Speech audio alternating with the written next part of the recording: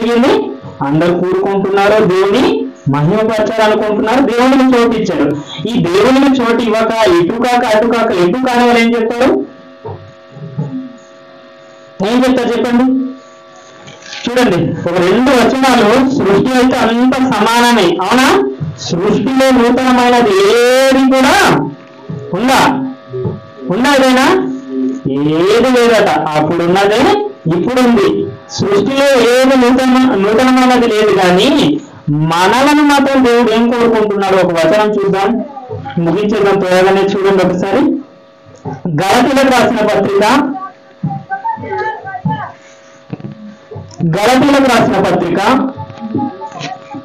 6వ అధ్యాయం 15వ వచనం చూడండి ఒకసారి.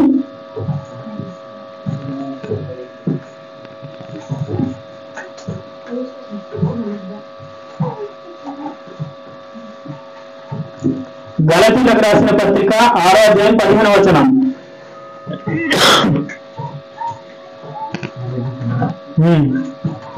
తీసారు అందరూ? బయట ఉన్న వాళ్ళందరూ తీయండి, నేను చదువుతాను. క్రొత్త సృష్టి పొందుతాయే గాని సున్నతి పొందుటం ఏమీ లేదు, పొందకపోవటం ఏమీ లేదు. కొత్త సృష్టి పొందటం అంటే ఏ సృష్టి? ఏ సృష్టి కోసం చెప్తున్నారు ఇక్కడ?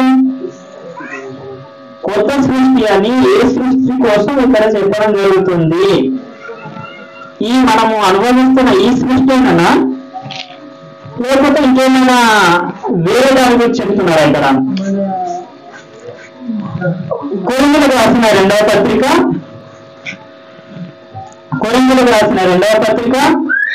5వ అధ్యాయం 17వ వచనం చూడండి ఒకసారి. కొరింథీయులకు రాసిన 2వ పత్రిక 5వ అధ్యాయం 17వ వచనం. కాగా ఎవరైనాను క్రీస్తునందు ఉన్నాడు కదా, వాడు నూతన సృష్టి, పాతవి గతించెను, ఇదిగో క్రొత్తవాయెను. ఏంటంటే దేని గురించి చెప్పబడుతుంది ఈ నూతన సృష్టి అనే మాట? ఎవరి గురించి చెప్పబడుతుంది? కాగా ఎవరైనా క్రీస్తునందు ఉన్నాడు కదా, వాడు నూతన సృష్టి. పాతవన్నీ ఏమిటే? ఏంటా పాతవన్నీ? ఏ పాతవన్నీ ఏంటి చెప్పండి?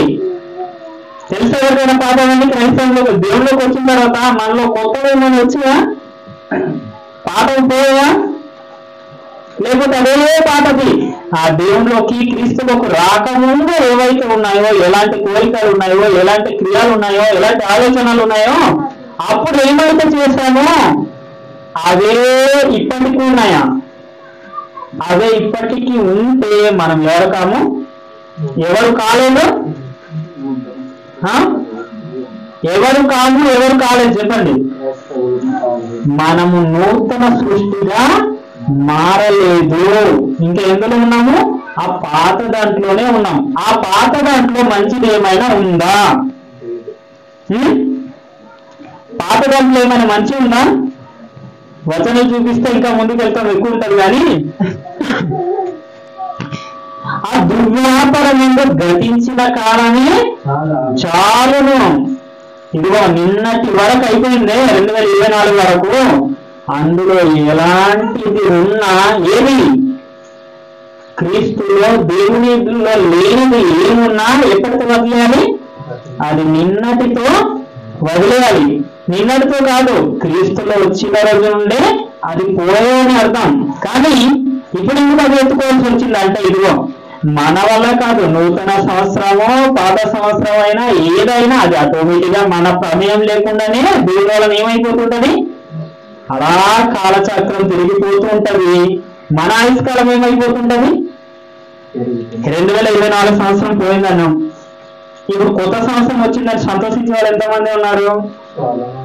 చాలా మంది ఉండొచ్చు, కానీ ఒరిజినల్ గా కాలం విలువ, సమయం విలువ తెలిసిన వాళ్ళకి మాత్రం చాలా బాగా గుండె దడ పుడుతుంటారు. ఎందుకో తెలుసా?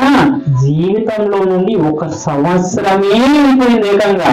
అది తిరిగి తీసుకురావడానికి అయ్యే పని కాదు. ఎవరి వల్లైనా అవుద్దా? దీని గురించి ఒక మాట ఏంటంటే, ఎవరైనా ఒక 1000 రూపాయలు ఇచ్చారు అనుకోండి, మీకు అర్థం అవడానికి ఒక 1000 రూపాయలు ఇచ్చారు అనుకోండి ఎవరైనా, మీరు ఏం కొనుక్కోకుండా దేనికి మీకు ఉపయోగపడేవాటికి దేనికి వాడకుండా రోజు ఒక రూపాయి అలా పడిపోతూ అలా మాయం అయిపోతూ తరిగిపోయింది అనుకోండి, దాని వలన ఏమైనా లాభం ఉందా? ఆ కష్టపడి సంపాదించి ఇచ్చిన వాళ్ళకి కానీ లేకపోతే కష్టపడి సంపాదించిన వాళ్ళకి కానీ ఏమైనా ఉపయోగం ఉందా? అర్థమైనా? సింపుల్ గా మీకు అర్థం అవ్వాలి అన్న ఉద్దేశంతో ఈ ఎగ్జాంపుల్. ఎందుకు మీరు కష్టపడి సంపాదించింది అని ఎందుకు నేను అనలేదంటే, ఏమో మనం కష్టపడకుండా ఇంకొకరు కష్టపడింది కూడా మనకి ఇవ్వచ్చు. అవునా? ప్రేమ చేస్తే ఇవ్వచ్చా లేదా? ఇస్తారే కదా, ఇస్తారు, ఇవ్వచ్చు. అలా ఇచ్చినా లేకపోతే మనం కష్టపడి సంపాదించిందైనా మనకు ఉపయోగపడే పని కోసం ఖర్చు పెట్టక అనవసరంగా రోజులో రూపాయలు మాయ అయిపోయింది అనుకోండి, లేదా పడిపోయింది అనుకో, పోయిందనుకో, దాని వలన మనకి ఏమైనా ఉపయోగం ఉందా? ఏమనుకుంటారు అందరూ? అలా పోగొట్టుకున్న వాళ్ళు ఏమనుకుంటారు? అప్పుడప్పుడు దగ్గర అయితే ఒకవేళ పోయిందని తెలియగానే ఏం చేయాలని ట్రై చేస్తారు? వెతకటానికి ట్రై చేస్తారు. అవునా? చీకటిలో ఏం పెట్టి వెతుకుతారు? లైట్ పట్టుకొని దీపం వెలిగించి అయినా పోయిన దాన్ని ఏం చేసుకోవాలనుకుంటారు? ఒకవేళ దొరుకుతారేమో అని వెతుకుతారు. ఒకవేళ బంగారం పడిపోయినా వెళ్ళిపోయినా ఏం చేస్తారు? ఒకవేళ ఇంట్లో ఉన్న దొంగలు ఎత్తుకుపోతే అప్పుడేం చేస్తారు? అప్పటికి కూడా ఎవరి దగ్గరికి వెళ్తారు? పోలీస్ స్టేషన్లకు వెళ్ళకపోతే